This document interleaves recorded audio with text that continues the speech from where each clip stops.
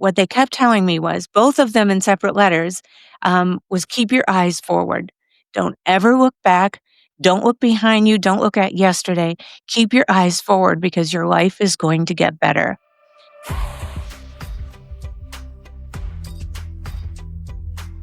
Welcome to Through the Hurricane. I'm Kathleen Kane.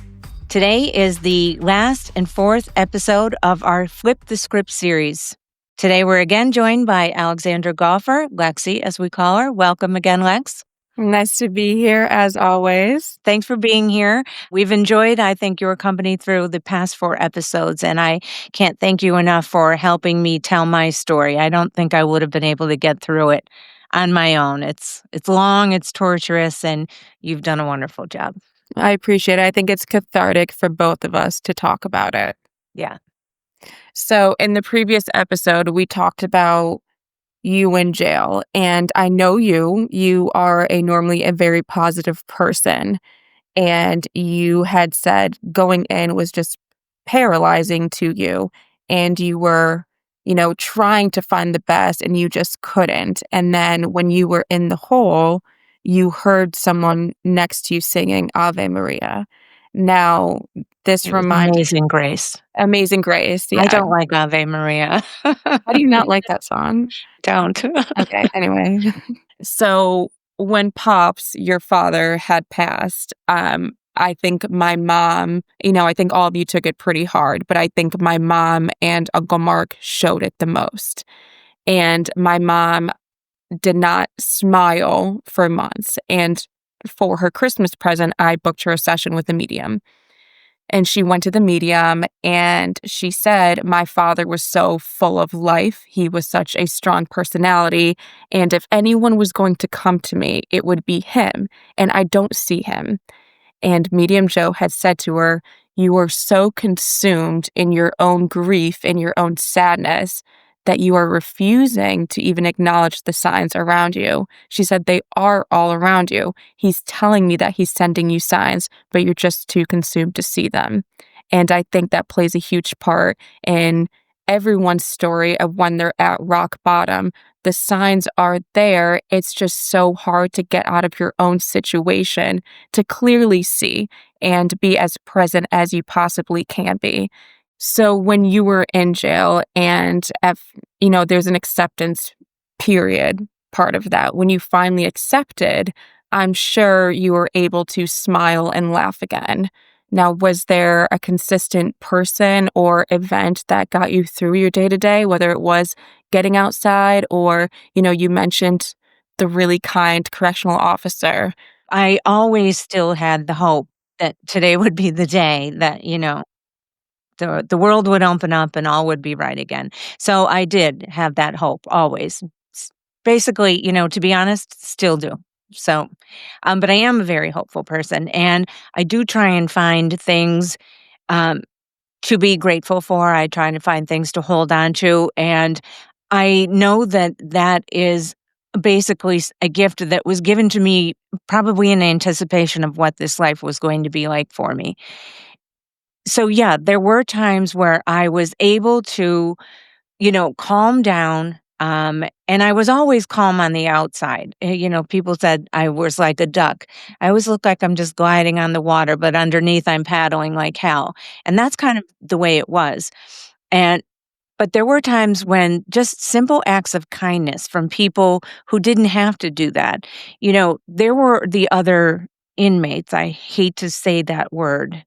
I don't know. Let's just call them guests. There were other guests to the correctional facility that were there and that they would help out every now and then. There was Sophia. Sophia was so spiritual, and they give you Bibles, and sometimes you run out of things to read, so you read the Bible just for anything to do. The boredom there is mind-numbing, and it's like such a wasteland. I read the Bible twice, by the way. But Sophia would always say, you need to pull it together. You need to have faith. I could see you losing your faith. You can't let that happen. Nobody can take that from you except yourself. Anyway, she was referring to this section of the Bible about Job where everything is taken from him, but then he gets given it back in abundance because of his faith.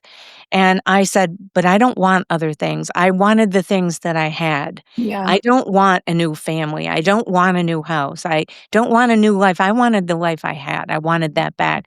So, but she would keep working on me. And, she worked the kitchen at night. So she would come back sometimes at 3 in the morning and she'd smuggle me a grilled cheese sandwich, and just have this grilled cheese sandwich. And she was tough, by the way. People were afraid of her.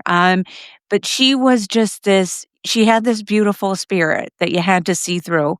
And I think she did. There were some corrections officers who, there was Kiki, and Kiki was amazing. And we were outside one day and she said, "I know you're struggling. Let me tell you about my own story." She said, I lost a son. And immediately that brings it back into, who the hell am I to cry over being here and alive and having my sons alive? And when she underwent this tragedy and she told me how she was holding them, and it was her purpose was to put it in perspective for me. There were some days that were so dark and so low, and most of it was when I wasn't able to see the boys for a prolonged period of time. God loved those 2 and their father. They came every week. But there were some weeks where there would be a lockdown and they wouldn't be able to get in, or, the snow was too bad or something like that. I think the longest we went was 3 weeks, and I almost lost my mind. And I would just sit there thinking, "I can't do this. I can't. I've tried. I'm not as strong as I think I am. I'm not as tough as I think I am. I can't do it." And I would actually think to myself, "They're better off without me. They don't need a mother who keeps dragging them through all of this stuff because they're in the spotlight too, and they deserve somebody who's there with them baking cookies and, making dinner and cleaning up. That's what they deserve. They don't deserve this. They don't deserve to have to come to a damn jail once a week to visit their mother." And I really thought to myself, "I really just want this to end. Mhm. Just end it for everybody's sake." They deserved a mom that was gonna fight like hell for them and Yeah, but you self. know what? When you're in that situation, I was very surprised that I even thought that because I was always one like, "Don't give up, don't give up." And there's always, you can't do that to the people around you. But I could see how it happened. It was an eye opener of I can see how this happens to people. And then I was worried about my own sanity because I'm like, this is such a low point in my life. I'm actually thinking like that. And I'm the most positive person I know. So what do you do then, right? I mean, where do you go from there? And it would be almost like it was sent to me, like Tina would walk in, "How you doing?" Or, Moss would walk in, "How you doing?" And it was just those small bits. And I remember at one point I went to, I think it was the lieutenant or the captain, I don't remember. And I said, "I need to talk to you about something." Now I never made waves there ever at all. And I said, "My sons came to visit, but you guys wouldn't let them in because they got there late and they only had 20 minutes to see me. So they said it wasn't the, guard said it wasn't worth it and sent them home." I said, "I just wanna let you know that 10 minutes would have been worth it for me, 5 minutes, but would have been worth it for me and them. All I needed to do was to hug them and to kiss them and to say hello to them in person and look them in the eye and let them hug and kiss me too. That's all we needed." So for someone to say that it wasn't worth it, and she's like, "You know what? I'm sorry, I never thought about that. You're right, and I'm sorry that happened." And I was just like, "I just want you to know that that means everything to us." And she's like, "Oh, no, I get it. I'm a mother too." So there were things along the way that always helped. I would be outside in the yard, and most of the time I was out there on my own. I walked between 4 and 10 miles a day. I was in the best shape of my life, really. But I would always think, "Today I'm going to be walking with my friend Judy," who we used to walk around the lake together. And today Judy's with me walking, and I would feel like, think about Judy and feel like what it was like to walk around the lake with her. And then the next day I'd be walking with somebody else and what that would be like. And I had 2 of my one of my former boss and his former wife, and, we're friends, but they had a terrible tragedy happen to them, and they both wrote me letters. Now, I was surprised to even get those letters because everything has gone through, and just for them to put themselves out there like that, for me, was kind of like they don't look down on me or they don't think anything bad. That was one good thing that helped me a little better. But what they kept telling me was, both of them in separate letters, was keep your eyes forward. Don't ever look back. Don't look behind you. Don't look at yesterday. Keep your eyes forward because your life is going to get better. And I thought, if they can say that after what they've been through, then I can do it too.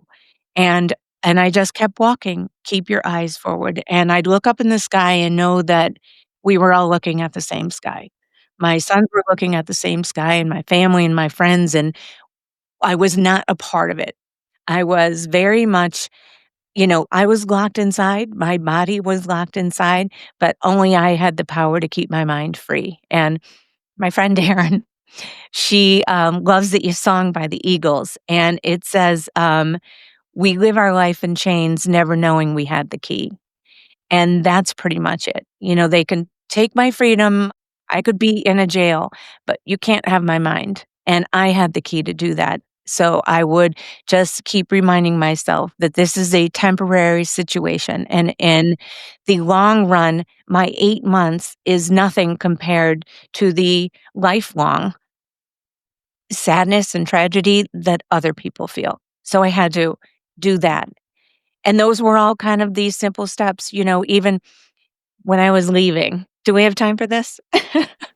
We're a little over, like, the halfway mark now. I did wanna get into the bail story. So many stories. Even when I was leaving, they announce your name and, they're like, "Pack up." And of course, you're already packed for like 2 days because in anticipation of it. But all of the people in the room that I was in, where there was chaos for the past couple of months and like fighting, and they all stayed in there and they all went around the room and said what their favorite thing about you was and what you meant to them, or hopefully what they meant to you. And it was so endearing and so, like, amazing that these people who are still going to be there even after I get to leave were able to say that. And then when you walk through the day room, everybody starts clapping. It's just like you would see in a movie. And I was just like, God, this is amazing. Like, I would never think you could experience something like this. And then I walk outside, the door closes behind me, and I'm walking down the hall, but all the while thinking, nope, something's going to happen. I'm going to end up having to go back. And Kiki comes over the loudspeaker and she yells, "Mrs. Kane." Now everybody can hear it because I'm out in the hallway now. Everybody can hear it. Everybody's up against the walls, and I'm like, here we go. And she said, "We just want you to know we're going to miss you." And then that was it. I was like, "Wow, okay." And then they had, some of the staff came down to see me and just to say goodbye while I was waiting there. It really just wasn't amazing that people can be like that and they can get you through the hardest time of your life. Yeah, humans, they do crave connection and community. And I think people who can experience joy in the worst case scenario, those Yeah. are people who not only have their eyes forward, but just have their eyes open. But as I said in the beginning of the episode, if you're too consumed with your own grief and your own situation, you're not ever going to recognize those signs. Right. And I think a great story to tell is your bail story, how that could have been one of the worst days of your life, and how I will never forget that I'll day. never forget that day either. The courtroom was packed. It was packed. It was sentencing day. And that's basically, you feel like you're walking into, like, I don't know, like the guillotine, right? And, Christopher was there, my son was there with me, and Zach just said, I can't watch that. I can't go. And Yeah. Christopher testified, and even what Christopher testified when he sat there, and he couldn't say anything except he looked up at the judge and he said, "She's our rock." And that was it. Then he got up and you could hear a pin drop in the courtroom. And I literally sat there thinking, I think I'm going to cry. I am the luckiest person in the world. I am sitting here. in a place I don't wanna be. I'm about to get sentenced to something I feel is tragic, and I feel like the luckiest person in the world, and I did. We were all just, like, emotionally charged. We seriously were worst case scenario in our head, like, we went in holding hands. I think I was crying as soon as I entered the courtroom. I mean, we were really, really prepared for the absolute worst. Yes, right, and the courtroom itself was packed. I mean, it was standing room only. And it was the largest courtroom. Anyway, they, they imposed the sentence, but because we were filing an appeal, if the sentence was below a year, you have an automatic right to bail, which I didn't know either. We were going to be able to post bail then. Now, granted, I didn't have the money and I wasn't prepared for it. I never even thought of it, to be honest with you. Sometimes you could just post your house. So I said to the sheriff there, can you just send my son up to me? I want to tell him that I'm going to be home. I don't want him to be afraid. And they're like, we really can't do that. You're basically a convict now. You're a convicted person. I was like, "My God," just hearing those words. But then she said, "Hold on." Talked to the sergeant. Next thing I know, Christopher's like, "What, mom?" I whispered in his ear, I said, "Don't have any reaction, but I think I'm going to be able to post bail, and I don't want you to be afraid. I want you to know that I will." He goes, "I'll see you tonight." I said, maybe not tonight." Things it was close to the end of the day, and Yeah. I didn't have anything straightened out. I'm like, "Maybe tomorrow, though. You'll definitely see me tomorrow." He's like, "Got it." Just hold on one second because the bail, wasn't it $50,000 in cash? It was 75 in cash. So our family all started scrambling. We're looking at each other, and again, we're from Scranton, Pennsylvania. We're like, "Hang on a second, who's got this?" And our cousin who I Wait, had yeah. you're telling the story, I have to tell the story because my vantage point was the up front, and, when I turned around, I could see the whole courtroom, and it was pandemonium when the sentence was handed down because I think everyone and it was packed with press, assumed that I would be taken out in cuffs at that moment, right? So, I looked around and it was like all these people just crazy going all over the place, and our family was moving about like it was, ants in an anthill. And I remember thinking, "Well, I don't have that. What am I going to do now?" And then our cousin Terry was halfway through the back of the courtroom, and I saw her jumping up like this, and she's yelling my name, and I went like this, and she said, "I have it." And I'm like, "What?" And she said, "I have it." And I went like this, "You do?" Her face was like, "Yeah, I do." Like, here's where your family comes in. They don't care what position you're in, but do not insult them, right? So now it's like, "Okay, well, I didn't think you would." I said, "It's cash." And she goes, "Yeah, I heard. I have it." And I'm like, "Okay." So at that point, we had like my 80-year-old uncle in a wheelchair, my Aunt Mimi, she was 80 in a wheelchair. My father had dementia. We had all of these older people, all my nieces and nephews were there. And it was just my brothers and sister and my sister in law. It was pandemonium. So what happened there was they actually did have to take me out in cuffs. And that whole thing was just a whole other incredible scene that we'll get into another time. But they take me to the jail and they're like, "We understand you're posting bail, so we're just going to have you sit here in this holding cell." And it was cold and all that kind of stuff. And I seemed to be sitting there for hours. And eventually, my sister in law and our cousin come and pick me up. And I get into the car and they're like, "You're never gonna believe what just happened." And I'm like, okay, well, thank you for asking how I am. I'm fine, but go ahead and tell your story." And, Terry's flying down this driveway. I'm like, Slow down. We're not escaping here, okay? Slow down. You're gonna kill us." She's like, "This is amazing." So the story was when they went and asked a sheriff, "Where's the closest bank?" Because it had to be cash. "Where's the closest bank?" He said, "It's right down the corner." So Terry my sister-in-law and my nephew decide they're going to run. They don't have time to go and get a car. And my father's pushing Uncle Joe in the wheelchair. They're all rushing to get out of the courthouse, complete pandemonium. My sister-in-law was a former banker. So they get to the bank. It turns out the bank wasn't right around the corner. It was a mile away. And they're running and she's in heels. She said eventually she takes the heels off and throws them and now she's running barefoot. My nephew, it's cold out. He's got this long dark trench coat on and he happened to at the time have longer hair. And the 3 of them go running into the bank close to closing time, which we all know is prime robbery time, and my sister-in-law yells, "How much money do you have in this bank?" All the tellers are like, "Oh," and she's like, "Get me the manager."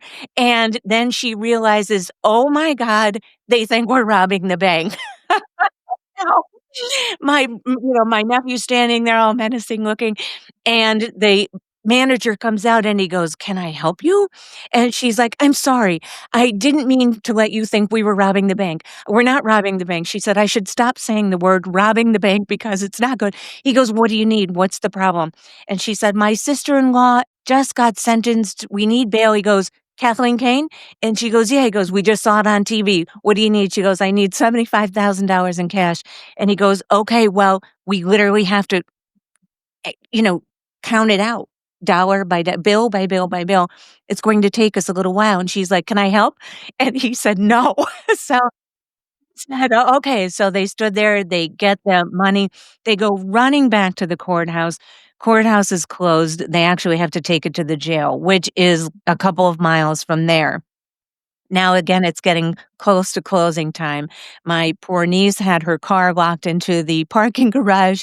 She couldn't get out, and they finally make it to the jail with the bail money. And she's telling me this story, and I said, "You know what was funny? I was sitting in that holding cell, and this one young CO came by, and he said, 'Mrs. Kane, can I get you a soda?'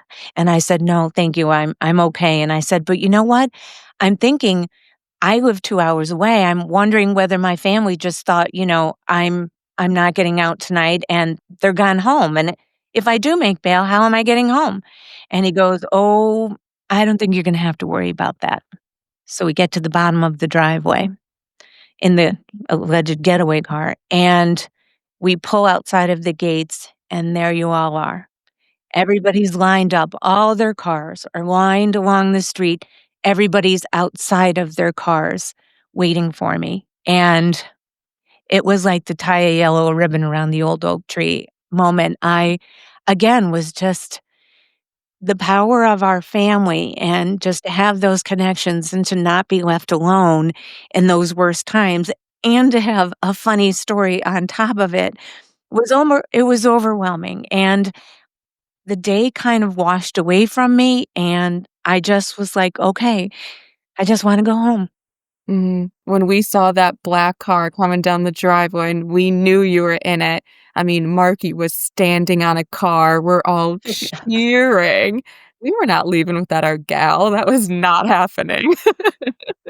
It was freezing outside and we're all waiting Yeah, outside. We were pulling blankets out, I mean, we were yeah. wrapping each other in them.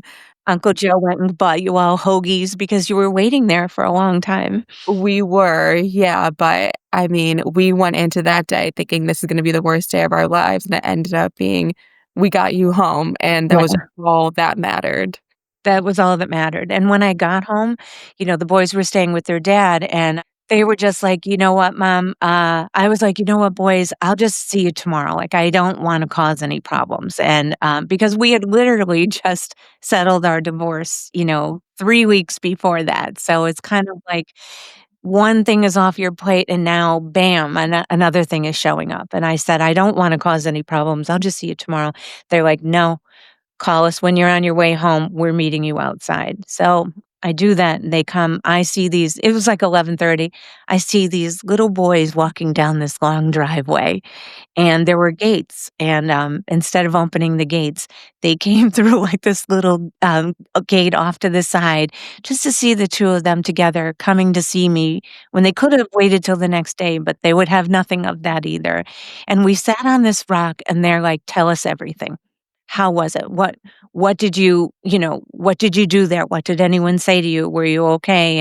And then we just went through the whole thing, and I told them the Bale story, and we were all just laughing, and again, it was just brought me back to how grateful I am that despite the horrible time that I had, I still had the most important things to me, and sometimes you just don't get everything. Sometimes you have to be happy with what you have. Yeah, absolutely. You have to cling on to those good moments when you have the Yeah, bad ones. that's exactly right. It gets you through. Eyes forward. Thanks for joining us in our Flip the Script series, and thank you for being a part of allowing me to tell my story. And hopefully, we can all cling on to some piece of advice to get us through our hard times. Whether it's family, whether it's keep your eyes forward, whether it's humor, or whether it's just knowing that you're not alone in your situation. Thanks for listening to Through the Hurricane. Please like and subscribe wherever you get your podcasts. See you next time.